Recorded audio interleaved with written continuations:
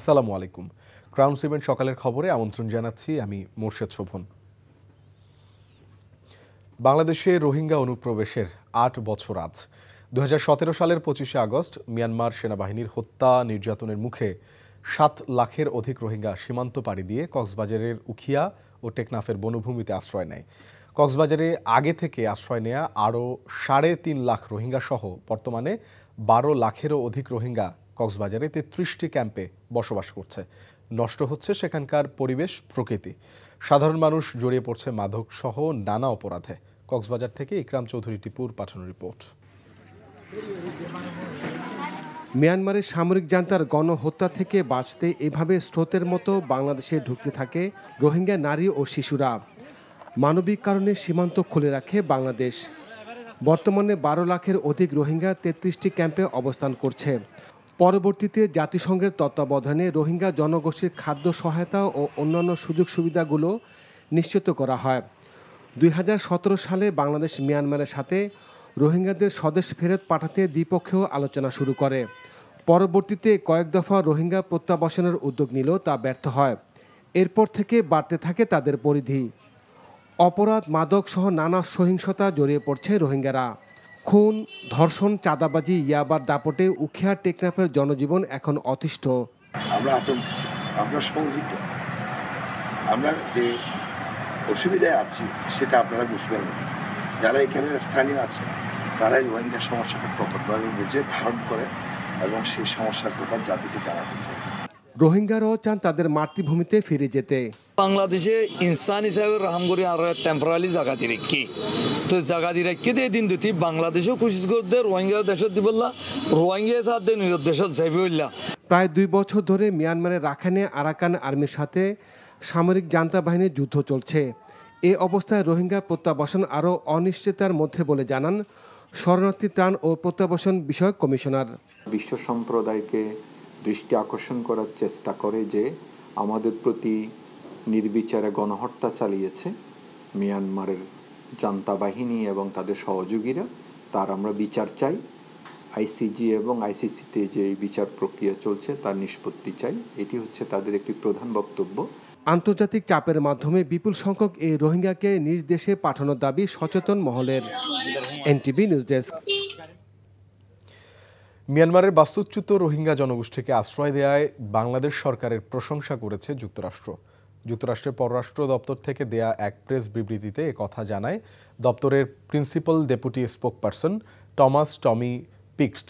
বিবৃতিতে তিনি বলেন, যুক্তরাষ্ট্র মিয়ানমারের জনগণের প্রতি সংহতি জানিয়েছে, যার মধ্যে সহিংসতা ও বাস্তুচ্যুতি শিকার রোহিঙ্গা এবং অন্যান্য জনগোষ্ঠীও রয়েছে।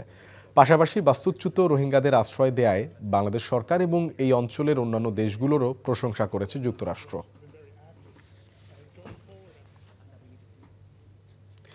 জুলাই আন্দোলনে হত্যার ঘটনায় সাবেক প্রধানমন্ত্রী শেখ হাসিনা, আসাদুজ্জামান খান কামাল ও চৌধুরী আবদুল্লাহ আল মামুনের বিরুদ্ধে মানবতাবিরোধী অপরাধের মামলায় ৮ম দিনের মতো সাক্ষ্য গ্রহণ আজ। বিচারপতি গোলাম মর্তুজা মজুমদারের নেতৃত্বাধীন আন্তর্জাতিক অপরাধ ট্রাইব্যুনালে এই সাক্ষ্য গ্রহণ শুরু হবে। এ পর্যন্ত এ মামলায় মোট ২০ জনের সাক্ষ্য নেওয়া হয়। সাক্ষীরা আসামিদের সর্বোচ্চ শাস্তিও দাবি করেন।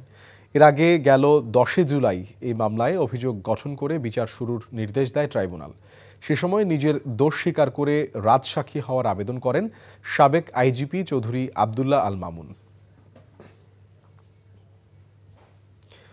বৈষম্য বিরোধী ছাত্র আন্দোলনে হামলা ও হত্যার মামলায় আসামি আলোচিত কন্টেন্ট ক্রিয়েটর তৌহিদ আফ্রিদিকে গ্রেফতার করেছে পুলিশ। রোববার রাতে বরিশাল নগরীর বাংলা বাজার এলাকা থেকে তাকে গ্রেফতার করে ঢাকার সিআইডির একটি বিশেষ টিম। বরিশাল কোতোয়ালি মডেল থানার ওসি মিজানুর রহমান জানান, তৌহিদ আফ্রিদি বাংলা বাজার এলাকায় পপুলার ডায়াগনস্টিক সেন্টার সংলগ্ন একটি বাড়িতে আত্মগোপনে ছিলেন। ঢাকার সিআইডির একটি টিম কোতোয়ালি মডেল থানা পুলিশের সহায়তায় তাকে গ্রেফতার করে ঢাকায় নিয়ে যায়। গেল বছরের ৩০শে আগস্ট যাত্রাবাড়ি থানায় দায়ের হওয়া মামলায় প্রধান আসামি করা হয় শেখ হাসিনাকে। এই মামলায় ১১ নম্বর আসামি তৌহিদ আফ্রিদি এবং ২২ নম্বর আসামি তার বাবা নাসির উদ্দিন সাথী।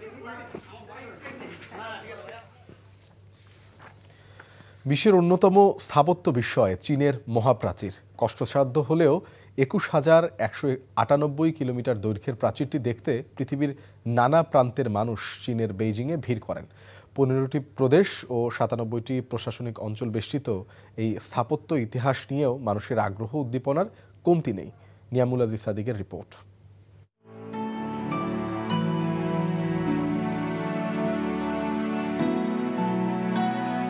ঐতিহাসিক নিদর্শন চীনের মহাপ্রাচীর দেখতে বিশ্বের নানা ভাষাভাষীর মানুষের দুর্নিবার আকর্ষণ। বেইজিং থেকে 1.5 ঘন্টার পথ পেরিয়ে জাংশু প্রদেশ থেকে শুরু হয় পর্যটকদের ছুটে চলা। মানুষের তৈরি বৃহত্তম স্থাপনা দেখার জন্য সুশৃঙ্খলভাবে স্থানীয় বাস অথবা গাড়ি নিয়ে আসেন। একের পর এক প্রকাণ্ড সব সিঁড়ি বেয়ে ছুটছেন অস্ট্রেলিয়া, ইউরোপ, আমেরিকা এবং এশিয়ার নানা ভ্রমণ পিয়াসী মানুষ। পরিশ্রম সাধ্য এই কাজটি করতে দল বেঁধে অথবা সঙ্গী নিয়ে ছুটছেন অনেকে। চীনকে বাঁচাতে এত বড় বড় পাথর দিয়ে তৈরি সিঁড়ি, ঘর আর নানা বাঁক পেরিয়ে তরুণদের সঙ্গে পাল্লা দিয়ে ছুটছেন বৃদ্ধরাও। ইতিহাসের সাক্ষী হতে চান তারা। গ্রেট ওয়াল দেখার জন্য আসছি বাংলাদেশ থেকে এবং খুবই ভালো লাগতেছে, এক কথায় অসাধারণ। It's a very good experience. I hope everybody should come and try this. I used to watch this in the movies or in the documentary, but this is first hand having this thing live is something else to me. Badaling, Jinshanling, Simatai, Mutianyu, Huanghuacheng পর্যটকদের জন্য বিশেষভাবে আকর্ষণীয়। It's one of the 7 wonders of the world, so it's on the bucket list to have a look at it and climb on it, which we've done now. Honestly, I'm proud of myself for getting up this far. It's great though. It's very surreal being at the Great Wall after hearing about it for so long since I've grown up. It's pretty challenging, but we still have a ways to go. ঐতিহাসিক এই স্থাপনায় প্রতি বছর লাখ লাখ পর্যটক আসেন ইতিহাস ও বিশালতার সঙ্গী হতে। সারা বিশ্ব থেকে মানুষ আসে আসলে এই যে ইতিহাস ঐতিহ্য, বিশেষ করে এই চীনকে বাঁচানোর জন্য যে একটি বিশাল আকারের যে ওয়ালটি বানানো হয়েছে সেটি দেখতে এবং সেখানে ক্লাইম্বিং করে সত্যিকার অর্থে সেই ইতিহাসে ফিরে যেতে। Niamul Aziz Sadiq, NTV news, China. সকালের খবর এইটুকুই। এই খবরের ভিডিও সহ আপডেট জানতে ভিজিট করুন NTV অনলাইন www.ntvbd.com। এছাড়াও NTVর জনপ্রিয় সব অনুষ্ঠান ও খবরের আপডেট জানতে ভিজিট করুন আমাদের ইউটিউব ও ভেরিফাইড ফেসবুক পেজ। 12টায় মধ্যাহ্নের খবর দেখার আমন্ত্রণ রইল। ধন্যবাদ সবাইকে।